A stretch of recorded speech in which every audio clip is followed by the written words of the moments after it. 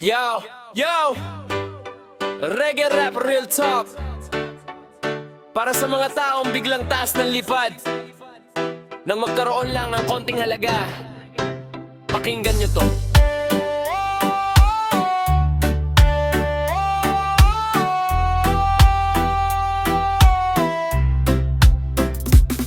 Dati naman tayong pare-pareho sa kalsada. Ngayon kumumasta, parang hari na sa masa. Nakalimutan ng pinanggalingan yung lugar. Kala mo isinilang na may gintong kutsara. Kung makaporma mula ulo hanggang paa, lahat branded pero yabang ang dala. Kung magsalita parang laging may laban. Kala mo naman siya lang ang may karapatan. Feeling mayaman, feeling sikat, laging nakataas ang tingin sa lahat. Pero tandaan mo, hindi habang buhay ang pera'y nawawala, ang ugali ang tunay. Feeling mayaman, mata pobre pa, akala mo naman ikaw lang ang may kaya. Mas mayaman pa rin ang taong may respeto kaysa sa may pera pero walang puso. Real talk kapatid, wag kang magbulag. Hindi lahat ng kumikinang ay tunay na ginto agad. May kotse ka man at malaking bahay, kung wala kang respeto, wala ring saysay. Busy kang magyabang sa social media, puro flex ng pera para mapansin ng madla.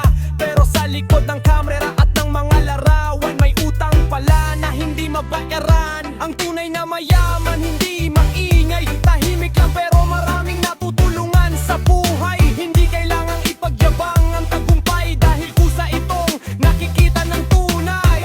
Huwag malitin ang taong nasa ibaba, baka bukas sila naman ang nasa itaas na.